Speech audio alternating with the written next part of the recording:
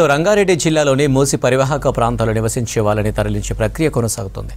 ఇప్పటివరకు 21 కుటుంబాలని తరలించారు అధికారులు. ఇవాళ మరో 100 కుటుంబాలను తరలించే ఆలోచనలో ఉన్నట్లు చెబుతున్నారు. వీలైనంత వరకు బాధితులను ఒప్పించి పూర్తి స్థాయిలో తరలిస్తామంటున్న హైదరాబాద్ ఆర్టీఓ మైపాల్తో Shravan face to face. Musi river బెడ్లో ఉన్న ఇళ్లను తరలించేటువంటి ప్రక్రియ ప్రస్తుతం కొనసాగుతుంది. ముఖ్యంగా దీనిపైన కొంత వివాదాలు కూడా చెలరేగుతున్నాయి. కొంతమంది ఏమో విమర్శలు చేస్తున్నారు, కొంతమంది సానుకూలత వ్యక్తం చేస్తున్నారు. అసలు ప్రక్రియ ఎట్లా జరుగుతుంది, మూసీ నిర్వాసితులకు సంబంధించిన తరలింపు ప్రక్రియ ఏ విధంగా జరుగుతుంది, ఇప్పటివరకు ఎంతమందిని తరలించారు తెలుసుకునే ప్రతినిధి హైదరాబాద్ ఆర్డీఓ మైపాల్ ఉన్న మనతో. సార్, ఇప్పుడు మూసీ రివర్ బెడ్లో ఉన్నటువంటి ఇళ్లను మీరు తరలించబోతున్నారు మొదటి దశలో. సో ఇప్పటి వరకు ఎన్ని ఇళ్లను ఇప్పటివరకు తరలించారు, ఇంకా ఎన్ని తరలించాల్సి ఉంది? ప్రభుత్వ ఆదేశాల ప్రకారం మొదటి విడతగా ఏదైతే మూసి రివర్ బెడ్లో ఎన్క్రోచ్మెంట్ ఉన్నాయో వాటిని ఐడెంటిఫై చేయడం జరిగింది.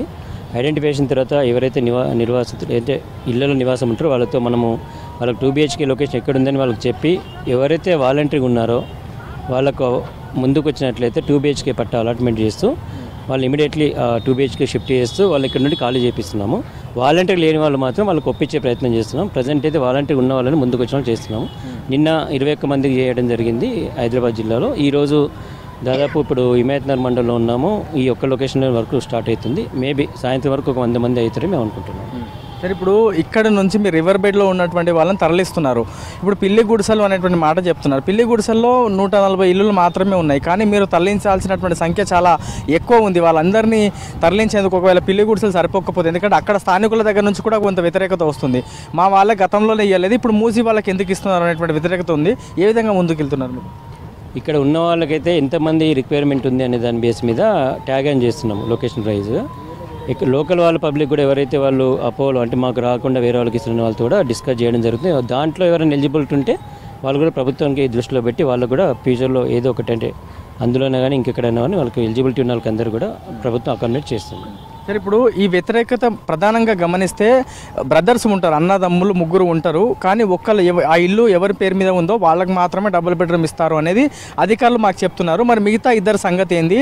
వాళ్ళపైన క్లారిటీ ఇస్తేనే మేము కొంత ఆలోచించేటువంటి అవకాశం ఉంటుంది ఎక్కడి నుంచి వెళ్ళాలా లేదా అనేది. అట్లాంటి వాళ్ళకి ఏం సమాధానం చెప్తారు? ఒకే ఇంట్లో మ్యారీడ్ కపుల్స్ ఎక్కువ మంది ఉన్నట్లయితే ప్రజెంట్ ఇంటికి ఒకటి చొప్పునే గవర్నమెంట్ గైడ్లైన్స్ ఉన్నాయి. మేమైతే రికార్డు మెయింటైన్ చేస్తున్నాం, అంటే రికార్డు నోట్ చేసుకుంటున్నాము. అలా ఎంతమంది ఉంటే దాన్ని గవర్నమెంట్ దృష్టిలో పెట్టి ఫర్దర్ డెసిషన్ తీసుకునే దాన్ని బట్టి మేము ఇక్కడ అమలు చేస్తాం. సరే, ఇప్పుడు ఇంకోటి, ఇప్పుడు మేము ఇక్కడ ఉన్నాము, రివర్ బెడ్లో వాళ్ళని ఖాళీ చేపిస్తున్నారు అధికారులు. కొంత పక్కలో ఉన్నాం, అంటే బఫర్లోకి వచ్చేటువంటి అవకాశం ఉంది. మరి మా వారికి కూడా వస్తారా? అసలు రివర్ బెడ్ ఎంత ఉంటుంది, బఫర్ అనేది ఎట్లా దీన్ని క్యాల్కులేట్ చేస్తారు? అధికారులకైనా క్లారిటీ ఉందనేటువంటి ప్రశ్న జనం దగ్గర నుంచి వస్తుంది. ఏం చెప్పదలుచుకున్నారు సార్? రివర్ బెడ్ అనేది ఎక్స్టెంట్ అనేది మనకు మ్యాప్ మీద డిపెండ్ అయి ఉంటుంది. ఒక్కొక్క ఏరియాలో డిపెండ్ ఆన్ బోత్ సైడ్స్ మ్యాప్ను ఫిక్స్ చేసిన తర్వాత మధ్యలో వచ్చే రివర్ బెడ్ ఉంటుంది. అది ఒక ఏరియాలో 50 మీటర్లు రావచ్చు, ఒక ఏరియాలో 100 రావచ్చు, ఇంకొన్ని ఎక్కువ కూడా ఉంటుంది. రివర్ బెడ్ ఏరియా ఇంతే ఉండాలని ఏం లేదు. అదైతే బఫర్ మాత్రం రివర్ బెడ్ ఏరియా నుండి 50 మీటర్స్ 5 సైడ్ ఉంది. ఇప్పుడు ఇంకోటి సార్, కిరాయి ఉన్న వాళ్ళు కూడా చాలా ఎక్కువ సంఖ్యలో ఉన్నారు. సరే, చిన్న చిన్న ఇళ్లలో ఉన్నటువంటి వాళ్ళని తొందరగా మీరు తరలించబోతున్నారు, ఎందుకంటే ప్రతి వర్షాకాలంలో హిమాయత్ సాగర్, ఉస్మాన్ సాగర్ గేట్లు ఎత్తితే నీళ్లు ఇంట్లోకి వస్తాయి, మళ్ళీ ఇబ్బంది అవుతుందని. కానీ పెద్ద పెద్ద 2 ఫ్లోర్లు 3 ఫ్లోర్లు కట్టుకున్న వాళ్ళ పరిస్థితి ఏంది?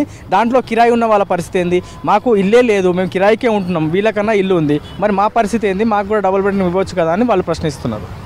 ఎంతమంది కిరాయికి ఉన్నారనే డేటా అయితే గ్యాదర్ చేస్తున్నాము. కాకపోతే వాళ్ళపైకైతే యాజ్ ఆఫ్ నవ్ అయితే వాళ్ళకు ఓన్లీ ఓనర్స్కే ఇస్తున్నాం ప్రజెంట్. ఫ్యూచర్లో ఏమైనా గవర్నమెంట్ డెసిషన్ తీసుకుంటే వాళ్ళు కూడా ఆలోచించి డెసిషన్ తీసుకుంటాం. సార్, గడిచినటువంటి 3-4 రోజుల నుంచి మీరు ఈ తరలింపుకు సంబంధించిన ప్రక్రియ కొనసాగిస్తున్నారు. ఇప్పటి వరకు ఎంతమంది తరలించారు, ఇంకా ఎంతమంది తరలించబోతున్నారు? ఆ టార్గెట్ ఎన్ని రోజుల్లో కంప్లీట్ చేస్తామనేటువంటి అంచనా ఏమైనా ఉందా? ప్రభుత్వం అయితే టార్గెట్ లాగా ఏమి ఇవ్వలేదు. ఎవరైతే ముందుకు వచ్చి ఉన్నారో వాళ్ళని ఇమీడియట్లీ వాళ్ళ లొకేషన్ ఇన్ఫార్మ్ చేసిన తర్వాత వాళ్ళు సిద్ధంగా ఉంటే వాళ్ళు తరలిస్తున్నాము. నిన్నటి వరకు 21 మంది అయ్యారు. ఈరోజు మేబీ ఒక హిమాయత్నగర్ మండలంలో ఒక 80 నుండి 100 మంది అవుతారేమో అనుకుంటున్నాము. గవర్నమెంట్ అయితే ఇలా టార్గెట్ ఏమి లేదు, కాబట్టి ఎవరు విల్లింగ్ ఉంటే వాళ్ళకి ఇమీడియట్లీ షిఫ్ట్ చేయమని చెప్పారు. ఆ ప్రాసెస్లో ఉన్నాం. సరే, ఇప్పుడు కొంతమంది సానుకూలంగానే ఉన్నారు, కానీ ఇంకొంతమంది చాలా అగ్రెసివ్గా వెళ్తున్నారు. అధికారులను కూడా తిట్టేటువంటి పరిస్థితి ఉన్నది. పోలీసులు కూడా వచ్చినప్పుడు వాళ్ళని కూడా తిట్టేటువంటి పరిస్థితి ఉంది. అంటే కంట్రోల్ చేయలేని పరిస్థితులు ఉన్నారు. అంటే చాలా సంవత్సరాల నుంచి ఉన్నారు కాబట్టి కొంత బాండింగ్ ఉంటుంది. అట్లాంటి వాళ్ళని ఏ విధంగా కన్విన్స్ చేయబోతున్నారు? ఇప్పుడు ఒప్పుకోలేరు, మరి రాబోయే రోజులు ఎట్లా?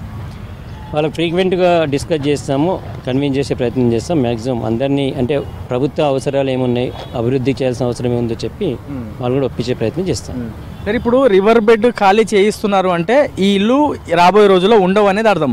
సో ఇప్పుడు ఖాళీ చేయిస్తున్నారు, కూల్చివేతకు సంబంధించి ఏమైనా ఆలోచించారా? హైడ్రాతో కొన్ని మాట్లాడినట్లు కొన్ని సోషల్ మీడియాలో వార్తలు వస్తున్నాయి, దానిపైన ఏం చెప్తారు సార్? కూల్చివేతలకు సంబంధించి ఇప్పటివరకు అయితే ఏం లేదు. జస్ట్ మనం ఏదైతే ఖాళీ చేస్తారో ఆ ఇల్లుకి మా కంట్రోల్లో పెట్టుకుంటున్నాము. కూల్చివేతల నుంచి ఇప్పటికి ప్రభుత్వంలో ఎలాంటి ప్లానింగ్ అయితే లేదు. ఇప్పుడు మూసీ ప్రక్షాళన అనేది ప్రభుత్వం క్లియర్ కట్ టార్గెట్ పెట్టుకొని ఉంది.